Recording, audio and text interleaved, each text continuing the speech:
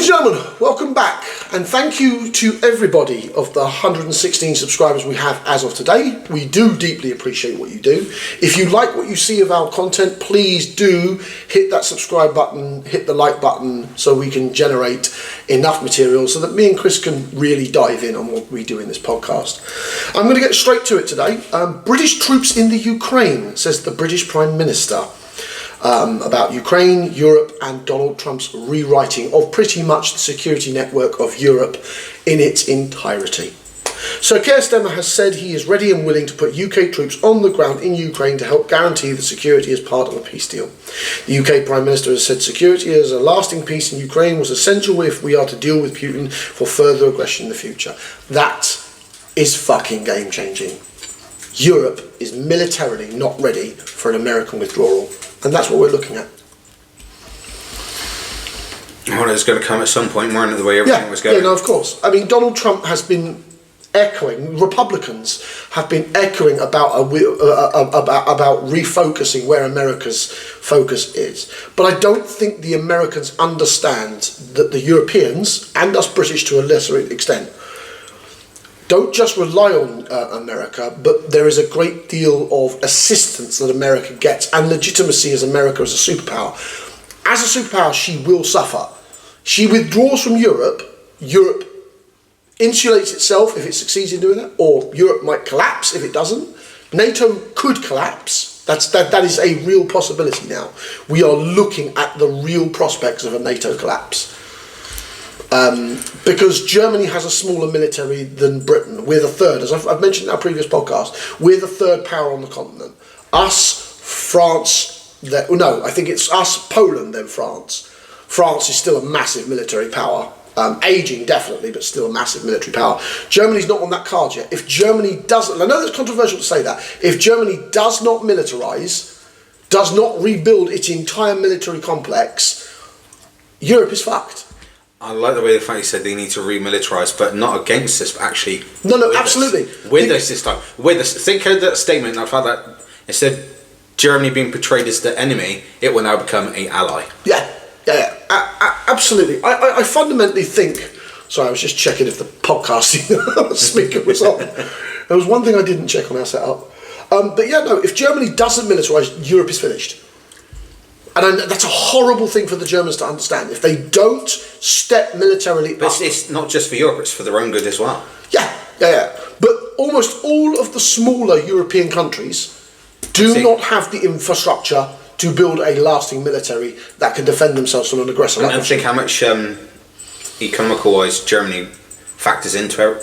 That's the problem. Germany has lived on the nuclear guarantees of Britain and France, the military infrastructure and support structure that America has provided, and America looks, from all intents and purposes, of pulling out of Europe. Because they're focusing on themselves. Yeah. I'm not saying this is a bad thing. I'm not saying this is a bad thing from an American point of view. From a European point of view, it's a fucking disaster. Because Europe is not militarily ready. The fact that Ukraine and Europe aren't even at the negotiation table with America and Russia right now in Saudi Arabia is terrifying. They're not. They're not even there. Why are they not there? Russia didn't want them there. Russia just wants to talk to America. So America and Russia have sat down in Saudi Arabia, I think it was yesterday, I think it's still ongoing now, and talking directly about the carving up of the Ukraine. The current political system of the rule of law of Europe being protected by America continuously, it is ending. And unless Europe seriously builds a military, and not just relying on three. No. I mean, Germany has to militarise. Yeah, that's what I mean. It's just and the scary thing is, Chris, we've only got 2% of our GDP. We realistically need to be doing 5%. If we are making guarantees for Poland. Remember, Britain has a military guarantor for Poland. We are one of the military guarantors of Poland against any outside aggressor. Read Russia. We don't have the military to make those guarantees. We need that 5% that the generals have called for. We need, and it's a horrible reality because I was reading an article that was talking about we have to find the manpower. We're not just talking about £80 billion worth of money. 80 billion is a lot of money, yes, but that can be found. The 80 billion isn't the problem. It's the Labour. We have an enormous black hole in the British military when it comes towards manpower, when it comes towards skill training. When we barely have, I think, about 4 infantry battalions. Actual physical infantry battalions. I think there's 4 of them in total. We're not talking about special forces, because somehow we've managed to keep them together. I don't know how the fuck we've managed to pull that off. We've managed to keep most of our special forces together, but they don't win wars. They achieve military objectives inside a war. If we are going to have a ground war with Russia, hypothetically, over something like Ukraine or maybe Poland later on in a decade or so, we realistically need to improve our military. There's no gentle way around that. We have to build a military. There is no way that Europe and America are going to see eye to eye over Ukraine. America wants resources. America has told Ukraine they've got to give up land. They've got to give up land. And the Europeans are... I can see Germany, France, and possibly Britain turning around and telling Donald Trump, fuck off. And I can then see that orange cunt pulling everything he has out of Europe. Just like that. Because he is such a reactionary child. He will put his foot down if he's told no over the deal that he's looking to broker with Russia. He will warn the Europeans that I'm going, and the Europeans will probably say go. As I said, I can genuinely see that we're looking at the breakup because the Republicans don't consider Europe an important part of their geopolitical future. Are they just, I'm sorry, but are they just fucking stupid? It's not that, Chris. From their point of view, Europe has little resources. It is a heavily Americanized centric corporate area. So America has a lot of corporate assets here already. And they don't think that the Europeans will throw them out once the security guarantees are gone. And that's they're going to end up with a serious slap in the face. That's what I'm saying. The superpower status of America is now being rolled on dice. That you're seeing 3 D6s being thrown across the table, like you're in a fucking gambling hall in Las Vegas. Because if this backfires and temper tantrum Trump pulls out of Europe in its entirety, that will be the end of American superpower status. Because Europe is the no, not just for that. Because Europe is the military bases that America needs to supply its fleets. A carrier by itself is not a fleet. So the nuclear power carriers can go on forever. The rest of the fleet needs supply bases. If America pulls out military guarantees of Europe, Europe will give them the middle finger towards their bases. People have underestimated how much the Europeans want to remain European. They want their project to work. Whether it's Germany, France, Italy, Spain, Portugal, Greece, they all want to be part of a European Union. And if America's guarantees are no longer worth what they are on the paperwork, the American bases, the American businesses, America's superpower status will collapse in real time in front of us. Because the Europeans will tell the Americans, if you're not making guarantees, why the fuck are we giving you these subsidised bases, these subsidised corporate interests? Fuck off, mate. They'll just turn and go, no. And no matter how powerful America is, she can't fight a whole of Europe over Europe saying, we're no longer going to guarantee your sweetheart deals that you've had for 50 years. Because you ain't turning. Because you aren't guaranteeing the safety of the European people. Yeah. And Trump will continue to have more and more temper tantrums. I don't know if America loses its superpower status whether Trump will make the 4 years. I think the Republicans have misjudged how much of a man-child that man is and how much physical diplomatic damage he could do for America. Just on America. No, that's it. Not on the rest of the world. I don't quite grasp the Americans' cruxes of this. Abandoning Europe will damage them long term. I mean, just by the fact that Europe is not smacking Israel with hundreds of fucking goddamn sanctions. If America pulls out, Israel is fucked. Israel's largest trading partner is Europe. Israel's largest military supply depot is Europe. Yes, they're getting their American weapons, but they're landing in Europe to get to fucking Israel. And if America pulls out and expects that to still happen, they will not think of course. That's why the Americans don't quite grasp that your superpower status is built on bricks. And you start kicking out some of these bricks because you don't want to pay for them anymore, that fucking foundation starts to crumble. And we could see the very collapse of NATO and, by extension, US superpower status. Which is concerning, because then what other person will then rise up to take that power? Russia has absolutely failed to take more than... They haven't even taken the 3 provinces. They've taken a lot of Ukrainian land. Let's not fuck around here. They've taken a lot of Ukrainian land, a lot of life has been lost, but Russia is struggling to battle just the Ukrainian infantry with borrowed equipment from Europe. Any real conflict inside of Europe would be the end of Russia. Russia's military is just not capable of doing it. Her tanks, her armour, her equipment, they all disintegrated. And then Russia fell back to literally infantry warfare. The problem being is Germany has an enormous population. Britain has 70 million. France has 60 million. Russia can't fight countries like that in its current state. Our militaries are far too, even if they're small, they're far, far too advanced compared to Russia's military. So, but the instability of an American withdrawal is what we need to worry about. Because there will be other flare-ups. There will be other opportunist flare-ups. The Middle East is going to get darker. Very, very much dark. If Europe and America have a bust-up, a real bust-up, which is what I'm really worried about, the Middle East is going to fucking turn into a churning pit. Because Israel will see that without their trade and commerce and connections to Europe, and Europe is already straining that they want to smack the Israelis for what they've done. In the most neutral way you can look at what Israel's done, no one is going to agree with 40,000 dead children, women and children. No. Okay? There's no sugarcoating that. No sensible European democratic society is going to accept that. No matter how much the politicians want their population to accept that, they're not. So, at that point, the home pressure with America stomping its foot and mistreating the Europeans, and the Europeans basically saying, why the fuck are we staying here? Fuck off. And that happens, it'll be like a domino effect. The whole house will come crashing down.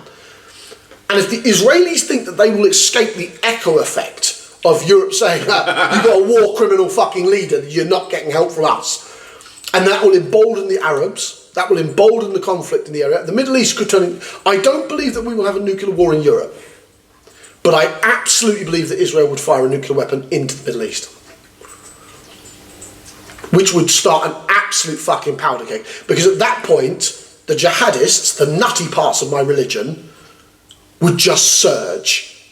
And there's nothing Israel could do to stop that. There will be blood and fucking death on a scale we haven't seen in the Middle East yet. It would wipe the Middle East out.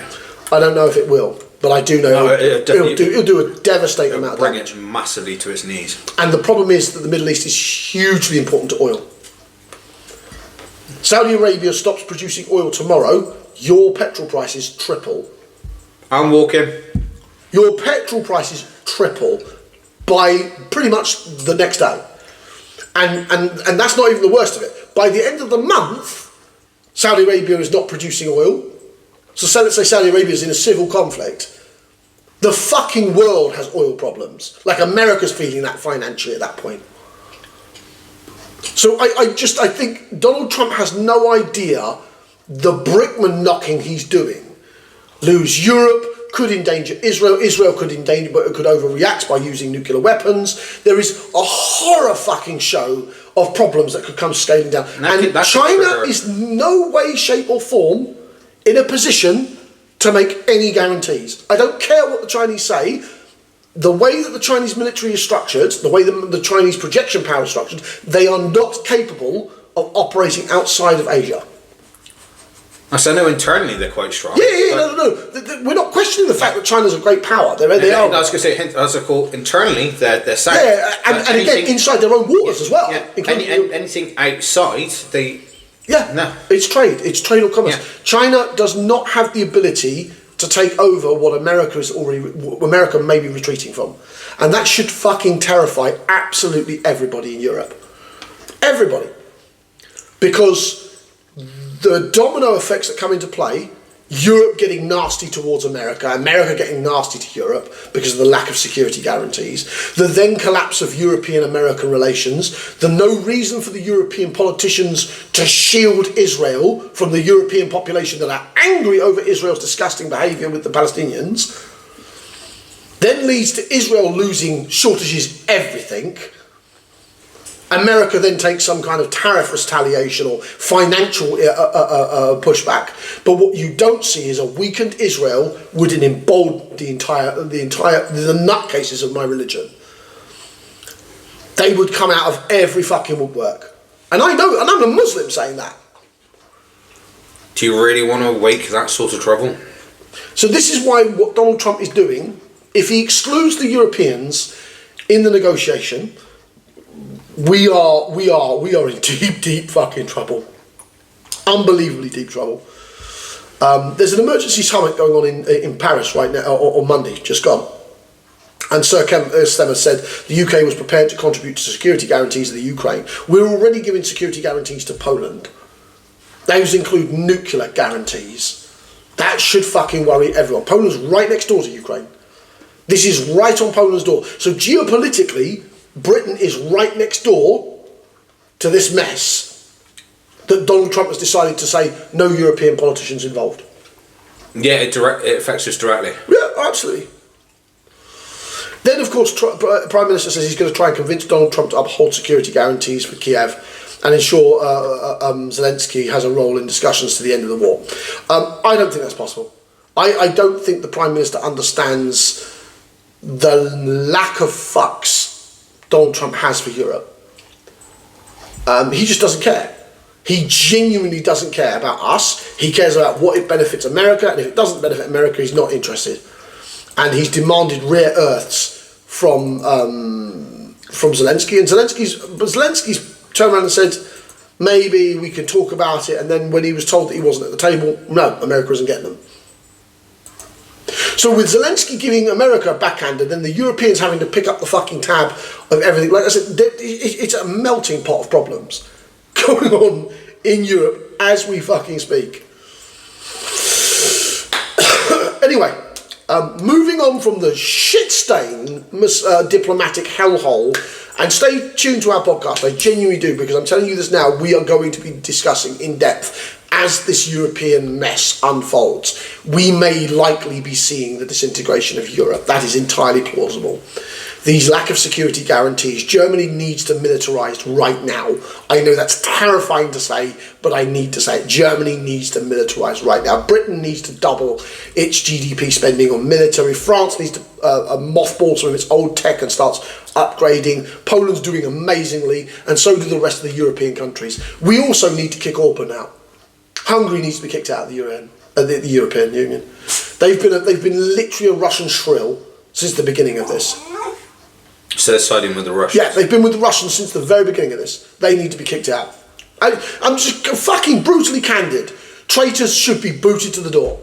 Hungary should absolutely... Orbán's party and Orbán's government and Orbán's people, Hungarians, need to be told you will be ejected from Europe if you're going to side with the Russians. Yeah, that's just ridiculous. Because the Russians have no intentions of being unimperial. They want a restoration of the Soviet Union. They want to rebuild their great Russian experiment. Why don't they modernise it? Chris, the Eastern Europeans do not want to go back to a Russian-led world. They would rather fight and die in their millions. You only have to ask any Pole who lives in this country, any Ukrainian, any Czechoslovakian. Yeah, but if they want to restore themselves as, I'm not saying like fully as they were, but internally restore themselves so that they're stable. Because they're corrupt. They're corrupt oligarchs. They're more corrupt than the fucking American and British politicians. That's saying something. See, you can't... I know. And any rule of expansion is you can't expand unless your internal structure's sound. Yeah. Britain and America have been expanding under those very conditions you've just mentioned for the last fucking 25 years. See, that's the ideal situation. Yeah, you're self-strong, then you can expand outwards. But obviously, it's gone backwards. Yeah. Anyway, firms are cutting jobs London, January 13th, retinue. Around 1 in 6 British companies cut their hiring last year, the highest shares since the early 2021s. According to a survey that showed firms are in pressure to raise prices due to the new tax incomes that are coming in that in force this April. The British Chamber of Commerce said 16% of companies are cutting jobs in the fourth quarter, up by 13% in the third quarter.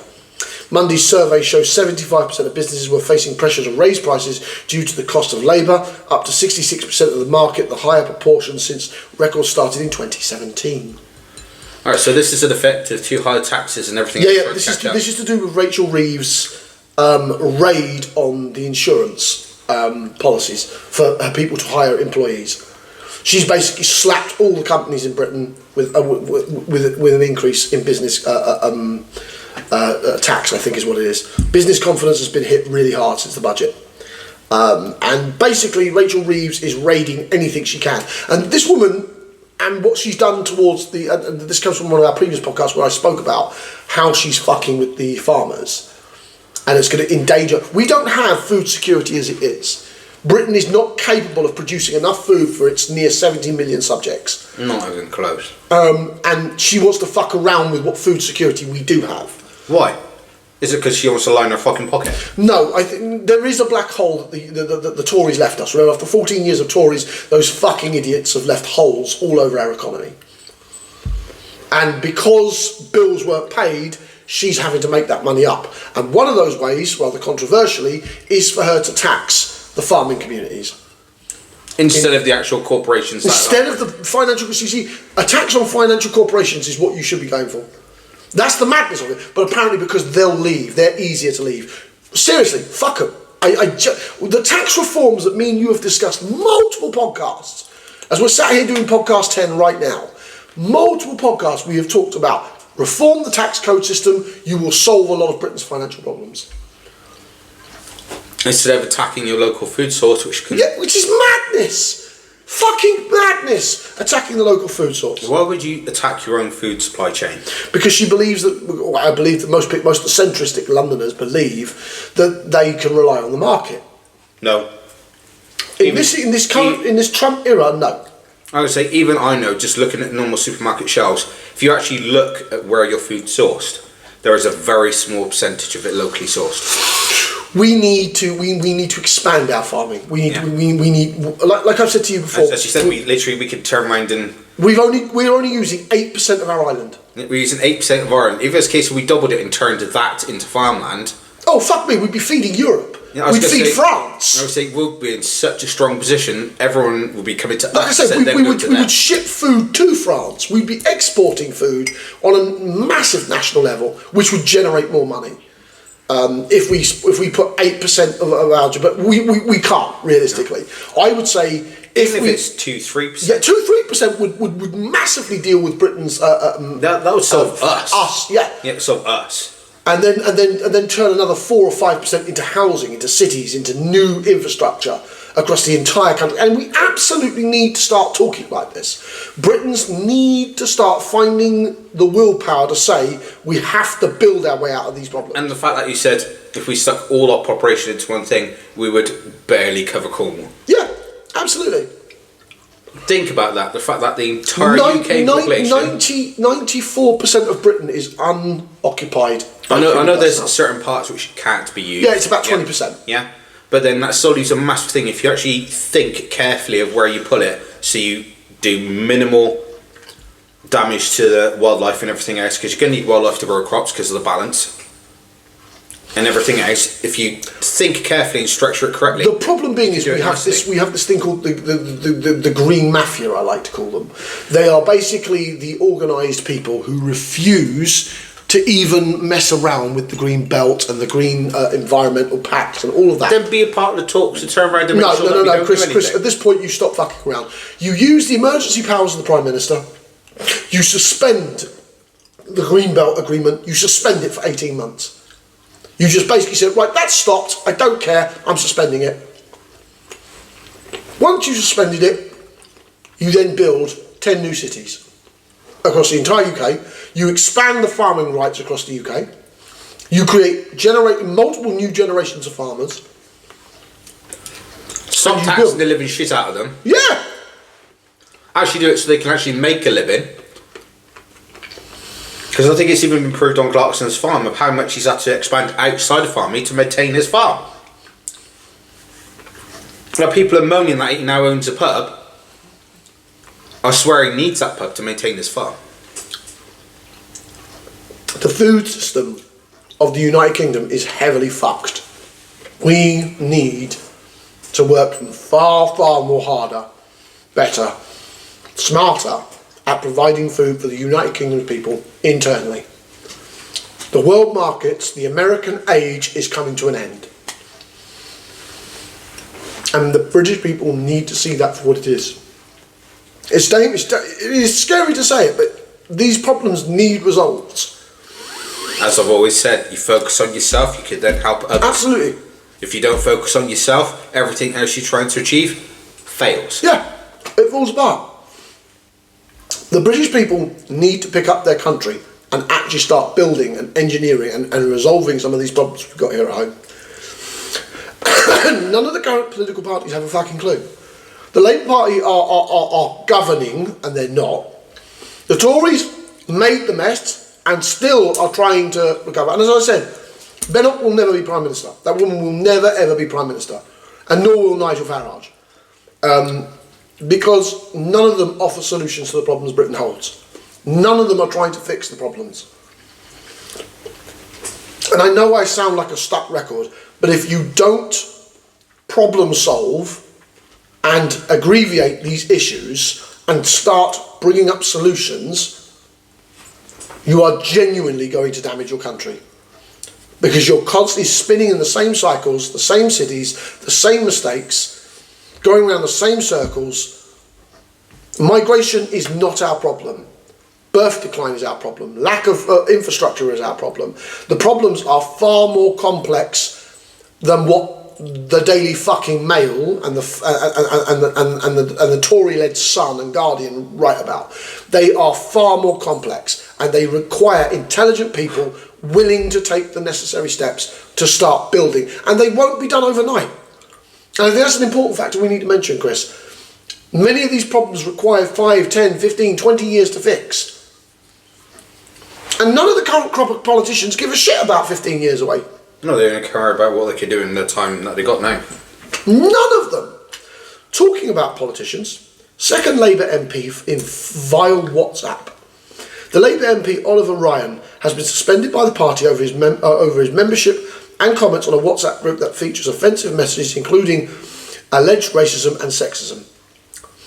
The party took actions against the Brunley MP after emergence of details about the 𝐼𝐸𝐵 group, mainly involving a group of councillors and party activists in Greater Manchester. For us, a politician, you meant to keep an equal balanced thing. It's bullshit. That's what I say. It's bullshit. I thought you meant to. The reality is that many of our politicians are as flawed as every other person. And I do actually feel mildly sympathetic in this regard. Not for the actual content that we've got here, but this has happened in previous things when it comes towards divorces. When an MP has had a divorce. They're human fucking beings, and yet the press blow up their personal lives. Now this is justifiable. I want to be very, very clear before someone misquotes me. This is a justifiable sacking of a Labour MP. But the example I want to make is, when MPs stop being perfect, no one is, their entire career is destroyed. You cannot build a country when you're looking over your fucking shoulder every 5 minutes. I was going to say, when it comes to personal stuff, whatever personal it is, the media should have no touch in it. Right? Oh no, but they do. That's the thing, Chris. They do. This specific case, absolutely justifiable what the press has done. I applaud the journalists who have done this, who have found out about this. That's approaching a subject which is extremely because it's racism. It's to do with homophobia. It's highly fucking offensive. It's detrimental to other people's beliefs. On Sunday, Ryan posted on the X some of the comments made at the WhatsApp group were completely unacceptable. Said he fully condemns them. I regret not speaking out about them, and I recognise the failure to do so was always. So he was part of the group, even though he wasn't actually participating, from what I can understand. But the reality is that such a WhatsApp group existed tells you that there is a sickness in the Labour Party itself. And I'm absolutely certain there are a lot of examples of this in the Tory party, and there will absolutely be the ones in Nigel Farage's party, because they're human beings. Everyone can be held by herd mentality. You can make these mistakes.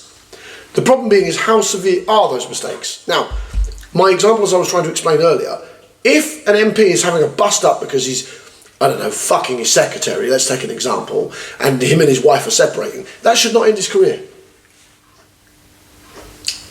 Having a breakup of a marriage should not end an MP's career.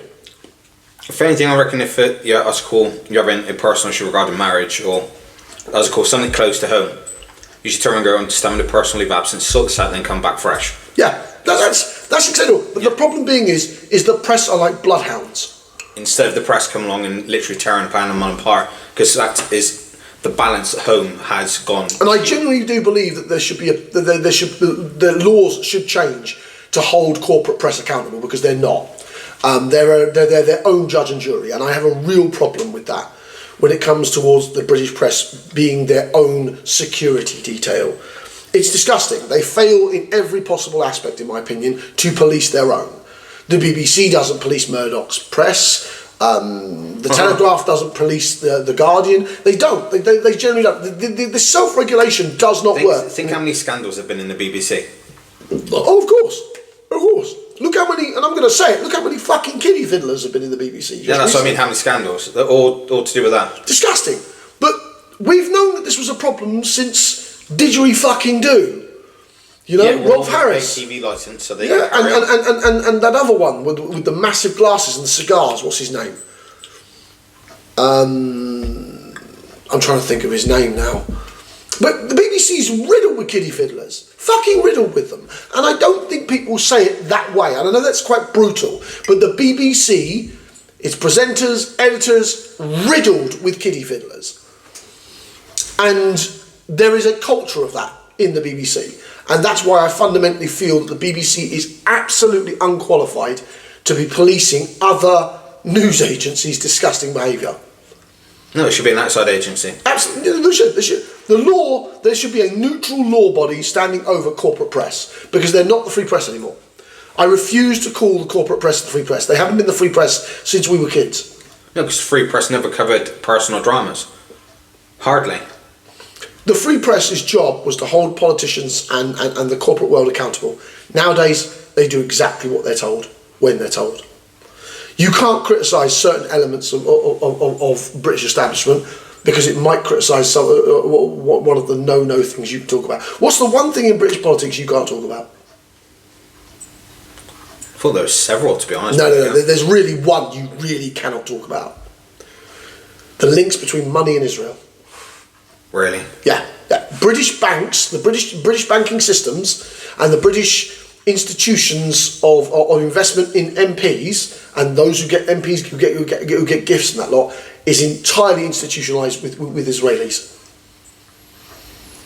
The amount of power that the Israeli lobbyists have here in Britain around financial institutions and the connection between big money, big corporations, and British politicians is fucking scary, and you never see it in the British press. It's probably why our reform has never been really put into action, because in fact all those lobbyists would lose their fucking job.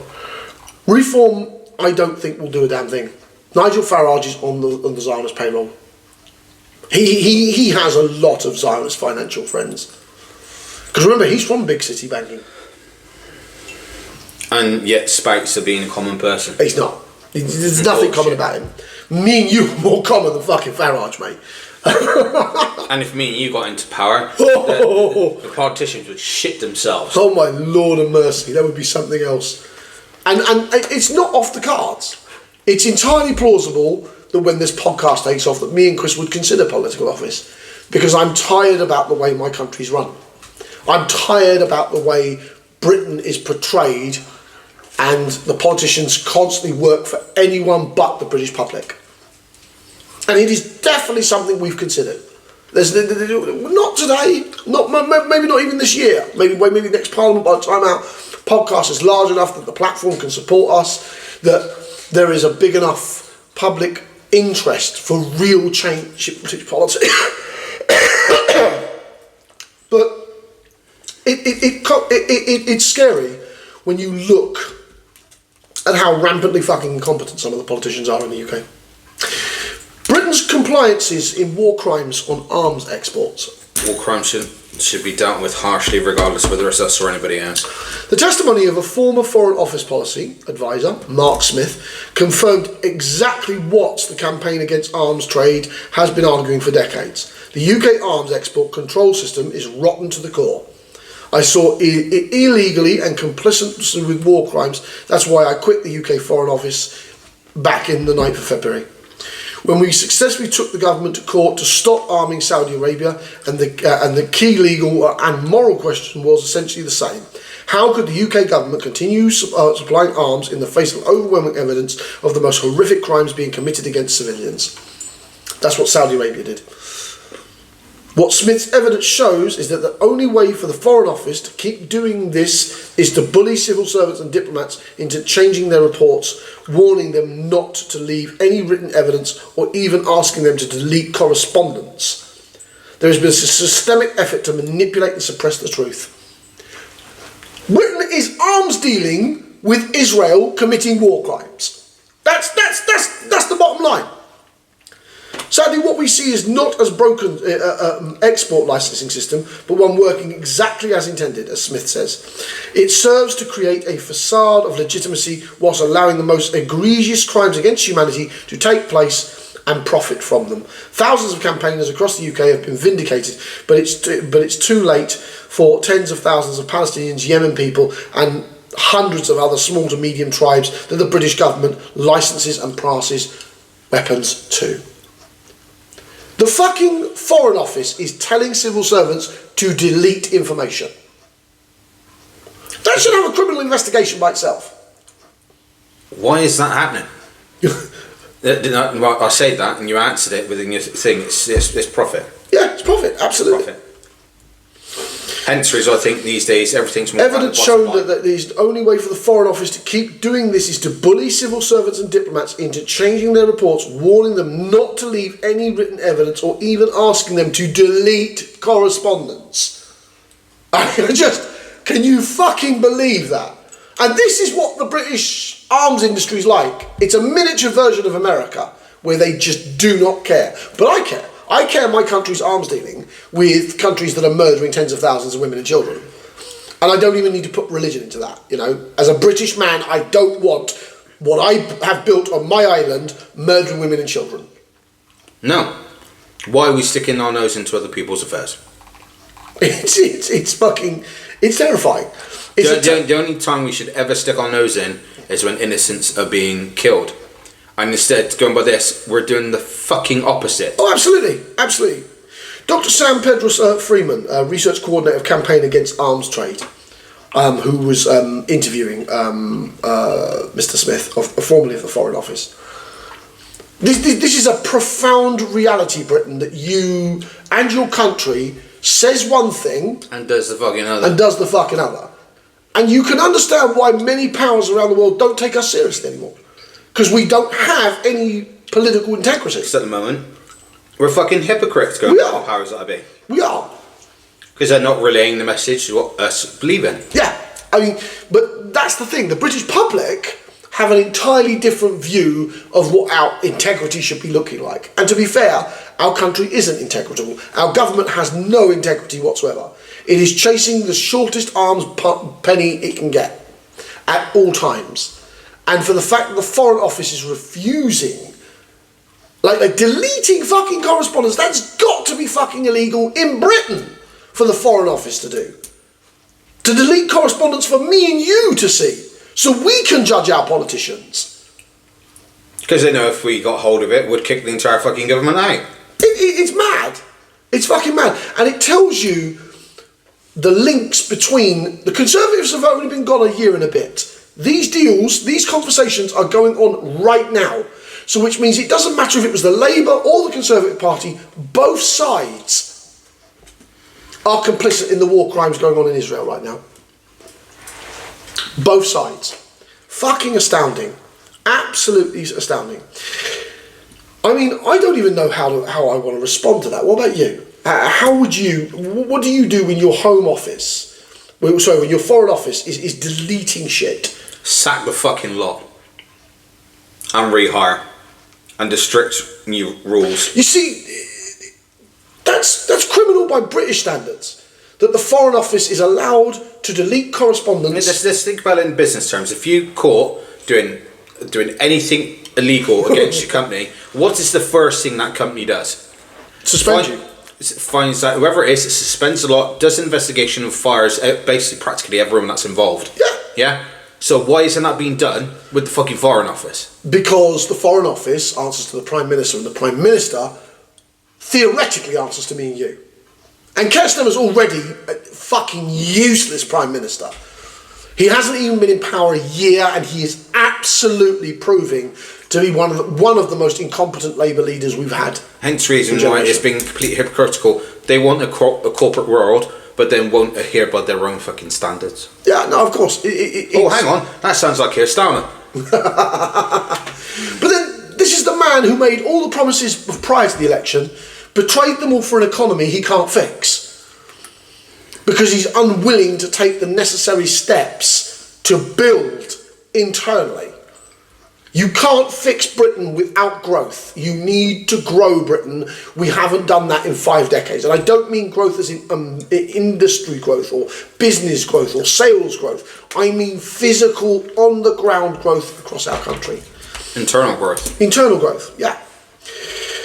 Lucy Letby may not have murdered those kids back in 2015. Now, me and Chris have been thinking about having this one for quite some time.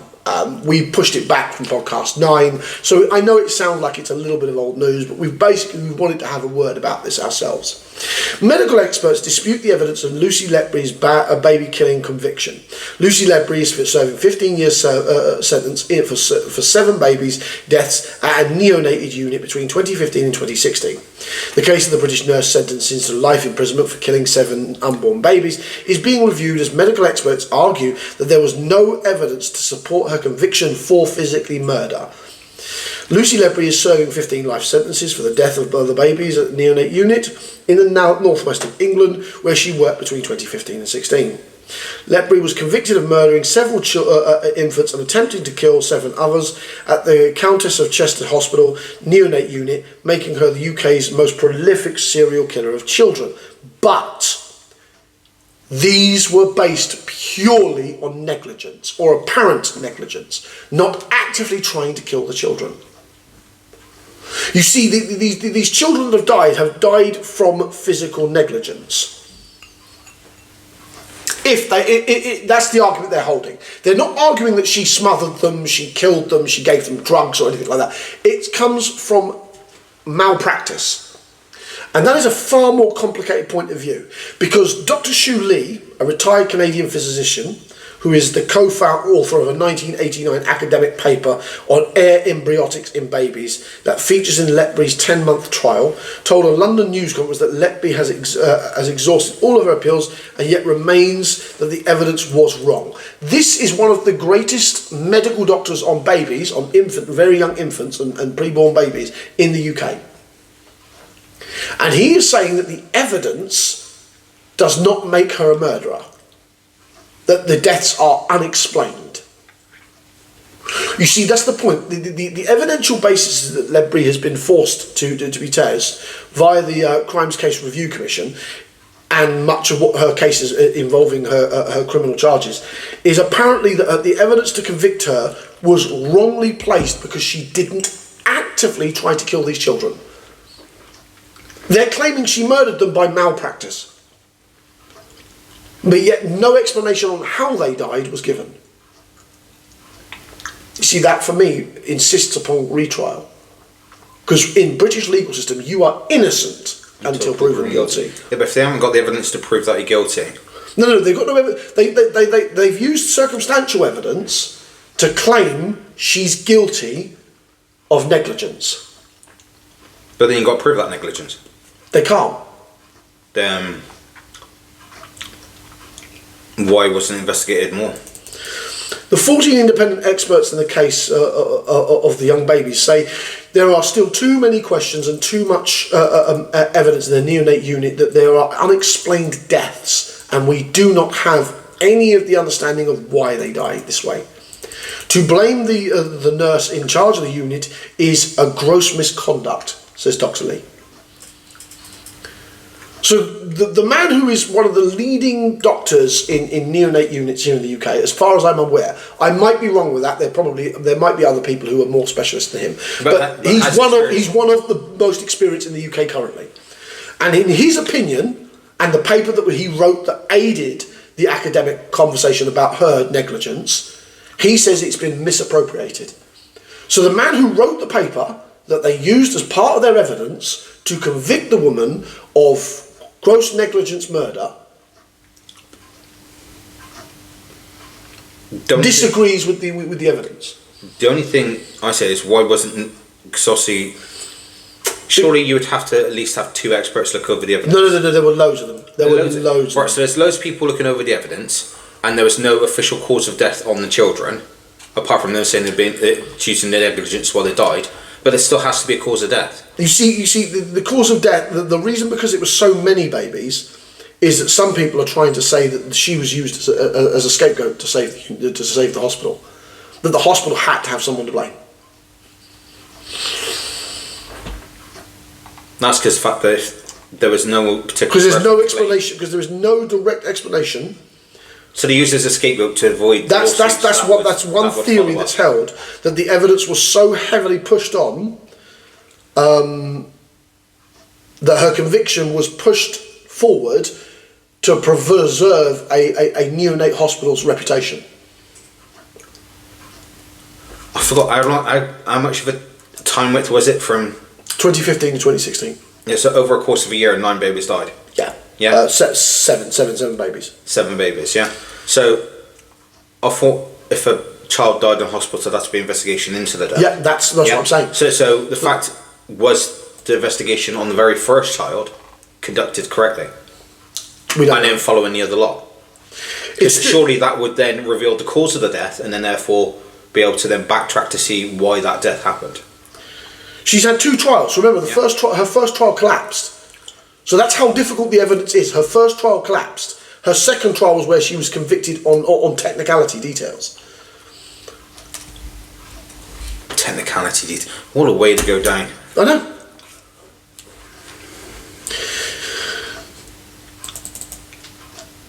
See, the problem being is that the neonate clinic personnel did not come forward with the concerns about the deaths and deterioration of the babies on the ward because of hospital management was too disattached and impersonal.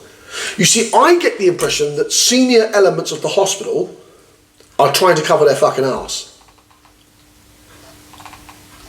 Do you know what I'm saying? I'm going to say the death of a child. One death of a child should be enough. I know, but they had 7. From the very first, they should have turned around and looked over the entire process to make sure there was no from ground to top. Yeah. The problem being is that the management system in that hospital back in 2016, 2015 was terrible, and all the people that were involved have already left the hospital. Like they've got out of fucking Dodge. So that says to me there's not just one person involved. Oh no, there's multiple. There's multiple. If there's negligence, if this negligence case is supposed to be as negligent as they say, it shouldn't be pinned on the one nurse. No, it should be pinned on the nurse, the doctor in charge, the person in charge of the fucking hospital, the trust leaders. They should all be held accountable. Yeah. If that's how the British court system wants to go down. But I don't think the nurse is directly guilty. I've been reading what Dr. Xu was saying, and I think Xu Li said, and I genuinely believe that he's got the gist of it, that these children died by unexplained situations, and that we have no physical evidence, Chris, to why they're dead. And as tragic as that is, but that would do enormous socio-political damage to the hospital's reputation. So that's why they, in my opinion, they had to blame Lucy Letby. Because they could say, oh no, it's a one-off, it's a dodgy nurse. So they basically just used it as a scapegoat. That's my theory. My theory is the way I've read Dr. Shuli's comments and complaints about the technicality of the detail is that there is no physical way you could safely, without any reservation, since experts were the ones who got her convicted. It was expert statements that convinced the jury. And as one of those experts himself, he says, I do not believe that you could come to a verdict of malpractice and misconduct and negligence on what evidence is physically there as a medical specialist in prenatal babies. So which means we have an innocent woman in prison. And I've always said one innocent person in prison is one too many. One too many. And I fundamentally have a problem with... That's, I'm not going to lie, obviously death of children is extremely... Oh yeah, no, of course, it's fucking horrible. Yeah, it's horrible. And obviously, seeing the fact it's just one expert saying, I think the evidence has been misinterpreted or misconstrued, that should then spark another investigation into what actually happened. Yeah, see, they're going to an appeal case right now towards the legal standards of it, and I thought it was important because the Crimes Case Review Commission to probe whether there has been a possible miscarriage of justice in the 2 trials she took in 2023 and 2024, and if they agree, then they have to go back to trial, which would then give Dr. Lee the opportunity to argue his point. And as I said, he's one of Britain's, he's a retired Canadian specialist, Canadian physician, who is specialised in neonate units. And if he says that their deaths are unexplainable, that's an enormous defence position. Oh, it is. Because this isn't some minor doctor. This is a senior physician dealing with child problems, infant child problems. If they can't find the cause of the death, how can they then pin it on the nurse? Quite clearly, you could tell the hospital bosses, and probably the politicians in the area wanted to protect the neonate units. Remember, there aren't many pre-born child hospitals in the country. So if they've lost 7 babies in the space of a year between 2015 and 2016, there is going to be fucking questions on whether the unit can maintain itself. Something went wrong, but they don't know what went wrong, and that leads towards people saying, I don't want to bring my child to that hospital. And they're probably already suffering that anyway. Like I said, they're probably already suffering that from the fact that there was deaths at the hospital. I know. I find the idea of this case disturbing, because me and you hold liberal democratic views, and any miscarriage of justice should be highlighted. It is very important to me that we at least stand by the morals that me and you share, and the morals that the British people in general share, if not all of them. I'd say a good chunk of Britain does. And I fundamentally believe that if you have a miscarriage of justice, you have to thoroughly salt the fucking ground around it to fix it, without any reservations. So, I mean, the Letby case is something that we have to examine as a country and as a people. I fundamentally find that is just something we have to resolve, because it does darken the morality that we have. You stand for nothing unless you're willing to stand on your morals, especially when it comes towards... So much as a doubt that she did not cause those deaths. Yeah, that's the point. So much as a doubt. If there's a doubt, you should not be going to prison. Yeah, it needs to be thoroughly investigated. I know it's going to anger people and whatnot. Oh, it's going to upset the families, absolutely. Yeah. And that's heartbreaking. And no one wants those 7 children dead. Yeah, but then if I was one of those family members, I'd want to know the cause of my child's death. That's the problem, we don't know. Yeah. I'd be pushing for the cause, because how can you punish if you don't know the cause? Yeah. That's the thing. The medical experts have argued that the evidence does not support a conviction of murder. How can a family... If there is this misconduct, if she has negligence, these cases, there should be so much more that is involved in that negligence rather than one nurse. Because if the family doesn't know the cause of their child's death, how can a family move on from the grievances? Absolutely. Because that's a massive question mark, and in my eyes, an important question mark that should be answered. Absolutely. I mean, and this is why this case should be dragged out into the light, because if Dr. Shuli's evidence is faulty, and his colleagues and oppositions on the prosecution side can prove that he's wrong, then we can lay this to bed and say that yes, she is guilty. But if there is this question about her innocence, it must be aired for British justice to be seen as justice. And fair. And fair. Definitely important for fair. I think that comes to the close to our 10th podcast, Chris. And again, thank you everyone for joining us. If you've come all this way to the end, I deeply appreciate it. If you like what you see, please do like, share, subscribe our videos. We really would appreciate that. We have very much a desire to professionally be podcasters and get out of our blue-collar jobs. Just because we are blue-collar workers does not mean that we don't want an opportunity to do so, and any help you give us in here is deeply appreciated. We don't require anything more other than your subscriptions, your likes, your comments, and of course, if you wish to make questions, if you feel that you want to add questions to our podcast at any point, please be our guest and actually give so. Yeah. As always, I'm Sean, John, or Yahya, depending on who the hell you're bloody asking. Assalamu alaikum wa rahmatullahi wa barakatuh. This man's Chris, and we will see you at our 11th podcast.